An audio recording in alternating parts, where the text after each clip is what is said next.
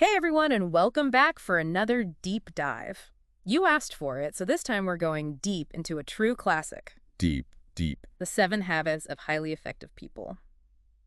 This book by Stephen Covey has been around, like 30 years? No, at 30, yeah. It's still selling like crazy, though, and getting ready for this episode, I can see why. Yeah, when you really dig into it, Timeless stuff. it's not just a fad. Covey's not just giving us some, quick tips or life hacks. It's more than that. It's deeper, yeah. He's really trying to get at, the core principles Principles, that exactly. make people effective in the long run. And that's, I think, why it stood the test of time. But he doesn't just jump right into the 7 habits. He throws us a curveball right at the beginning. Paradigms. Paradigms, right? It's like he's saying, before you even try to change your habits, you got to check your map first. Because you might be... You might be working with the wrong map. Totally, yeah. And he has that great illustration of that optical illusion, the one with the old woman and the young lady. Oh, yeah, I know what you mean. Where, depending on how you're looking at the picture, you see one or the other. It's the same picture, but you see something totally different. It's the same image, but two people could be looking at it and be seeing totally different things. And neither one is wrong. Right. It's just that the way they see the world, their paradigm, is different. So how does this work in real life? I mean, we're not all walking around looking at optical illusions. Well, maybe not literally. I hope not. But how often have you gotten into, a disagreement with someone, and you realize later on you were both coming from these totally different perspectives? Yeah. Or, those times where you're trying to solve a problem, but it's like you're hitting a wall. Yeah, for sure. And maybe the problem isn't the problem. It's how you're looking at it. It's your paradigm. It's how you're framing the issue. Okay, I see where you're going with this. So Covey's saying, before we can even start working on those 7 habits, we have to look at our own paradigms. We got to make sure our map is accurate. Yeah. To make sure they're even aligned with how things actually work. Exactly. And that's where habit 1 comes in, right? Be proactive. Yeah, it's about taking responsibility, taking charge. Instead of just reacting to everything. Exactly. Instead of being reactive, be proactive.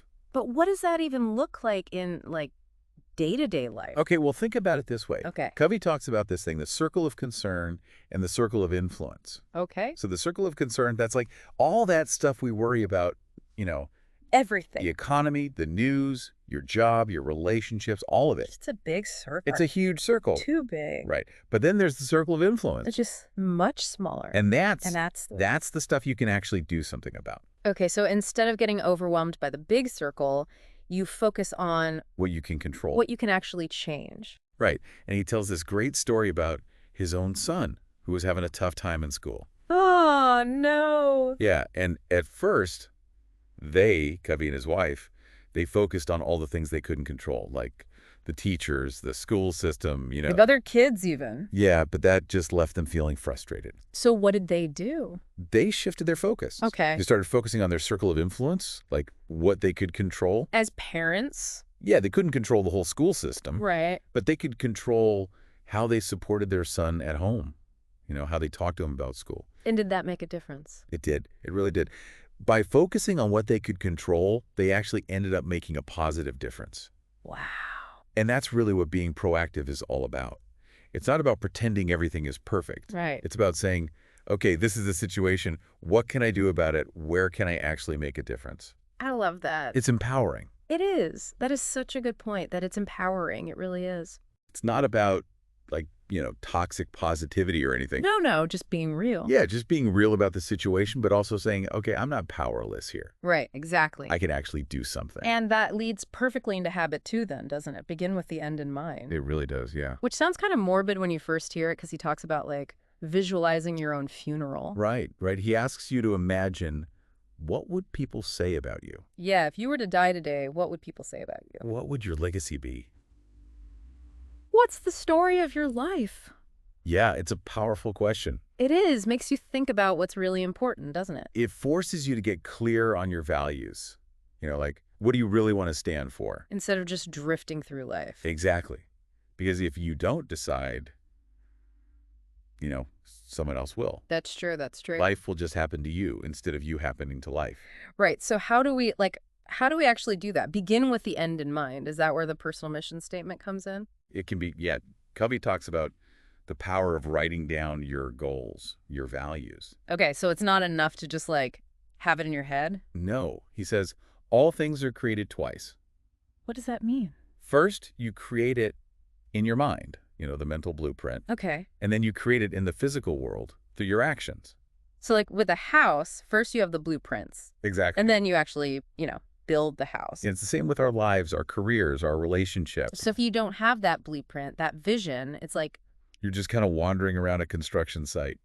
with no plan, Exactly, hoping for the best. but you don't know what you're building. Right, you might end up with something completely different than what you thought you wanted. I'm starting to think this whole book is full of these little like mind shifts, you know? Oh, totally. It's not just about like time management tips or It's whatever. much deeper than that. It's about how we see the world, how we see ourselves. Exactly, and how we show up in the world. And that takes us to habit 3, right? Put first things first. That's the one, yeah, that's where the rubber meets the road. Okay, so we've got the right map now, thanks to habit 1. Right. We know where we're going. We've got our destination in mind, thanks to habit 2. We've got the blueprint. But now we actually have to start building And start it. taking action, yeah. And that's where time management comes in. It's essential because we all have the same 24 hours in a day. Right, but some people seem to get so much more done. And that's not about, like, some magic productivity hack. Right. It's about prioritizing. It's about making conscious choices about how we spend our time. So tell me about the 4 quadrants again, because I always get those mixed up. Okay, so picture a square divided into 4 equal parts. Okay, got it. The top left quadrant, that's quadrant 1, that's for things that are urgent and important. The fire drills. Exactly. Crises, deadlines, things you absolutely have to deal with right now. Okay, and then bottom left, quadrant the 3rd, that's urgent but not important. Right, so those are the distractions, the interruptions, other people's emergencies. The things that feel like they should be important because they're urgent. But they're not actually moving you towards your goal. Got it. And then bottom right, quadrant 4. That's the fun one, not Not important, not urgent. time wasters, busy work, scrolling through social media. Procrastination central. Basically, yeah. And then we have the Holy Grail, quadrant It's 2. great, important but not urgent. That's where the magic happens. Okay, so that's things like long-term planning, relationship building, self-care, all that good stuff. Exactly, the things that are important for a fulfilling life. But they don't have that immediate deadline pressure. Right, which is why it's so easy to let them slide. So how do we make sure we're actually making time for quadrant 2 activities? Well, one thing Covey talks about is learning to say no gracefully. Oh, that's hard. It is, but it's essential. Because if you say yes to everything... You're saying no to your own priorities. Right, it's like that saying, you can do anything, but you can't do everything. Exactly. And Covey actually tells this great story about his wife. Oh, yeah. She used to get roped into all these committees and volunteer positions. Been there. But then she learned how to say no, politely but firmly. How did she do that? Wow. Yeah, it's so easy to feel like you're letting people down when you say no.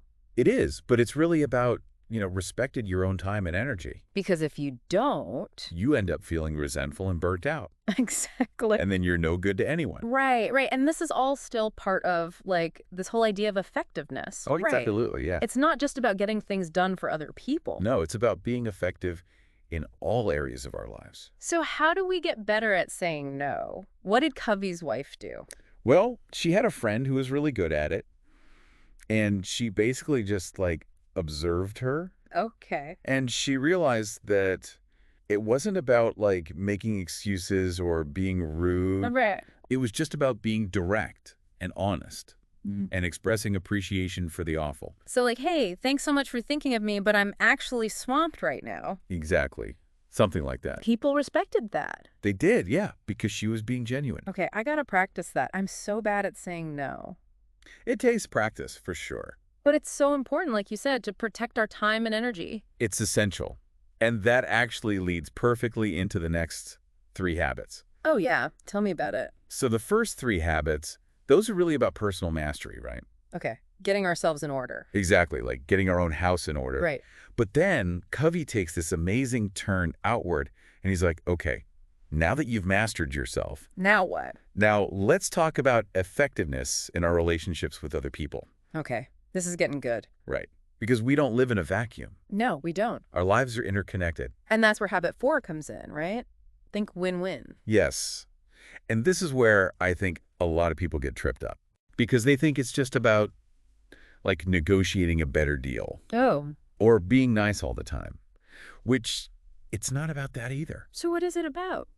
It's about fundamentally believing that there's enough to go around, Yeah, that right. someone else's success doesn't have to come at your expense. Right. It's about finding solutions where everyone benefits. I like that. That makes a lot of sense. And Covey introduces this really helpful concept here, the emotional bank account. Oh, yeah, I've heard of that. Tell me about it. So, just like with a regular bank account, you make deposits and withdrawals. Okay. But instead of money, it's trust and goodwill. So how do you make deposits? By being kind, considerate, keeping your promises, listening to people, all those things that build trust. Okay, and withdrawals would be like breaking promises, being disrespectful. Exactly. Or even just like not being fully present when someone's talking to you. I'm guilty of that one. Me too, it happens. But the point is, when that emotional bank account is full, There's a lot of trust built up.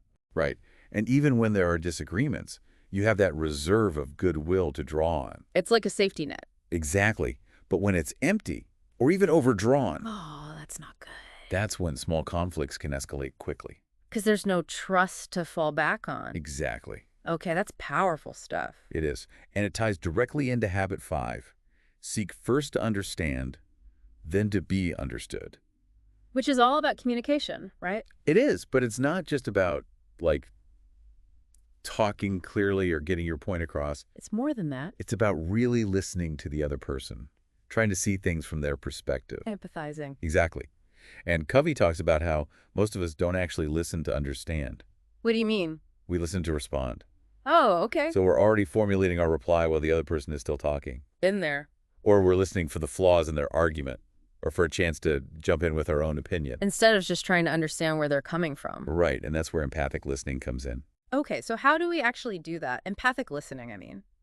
Well, it starts with really paying attention, not just to the words, Right. but to the tone of voice, the body language, the emotions behind the words. Trying to see the world through their eyes. Exactly. And Covey gives some really practical tips for how to do that, like reflecting back what you're hearing. Okay, so like, it sounds like you're feeling really frustrated right now. Exactly. Or what I'm hearing you say is, and then summarize what you understand.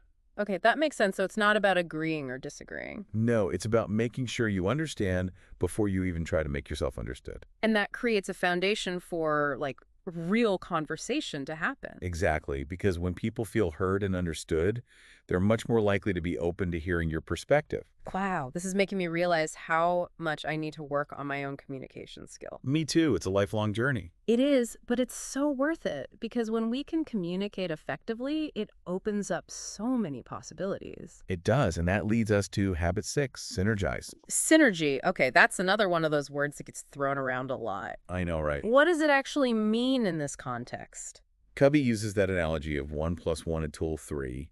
The whole is greater than the sum of its parts. Okay, I've heard that before. But it's more than just teamwork. Okay. It's about valuing differences, seeing them as strengths. Instead of weaknesses. Right, because when you have people with different perspectives, different backgrounds, different experiences, They can come up with more creative solutions. exactly, solutions that none of them could have come up with on their own. I love that story Covey tells about the classroom. Oh yeah, where the students were struggling with the assignment Right, but then they started listening to each other. and building on each other's ideas, And they came up with something amazing. something totally unexpected. And that's synergy in action. Exactly. Okay, so we've covered a lot of ground here, from personal mastery to interpersonal effectiveness. It's a journey.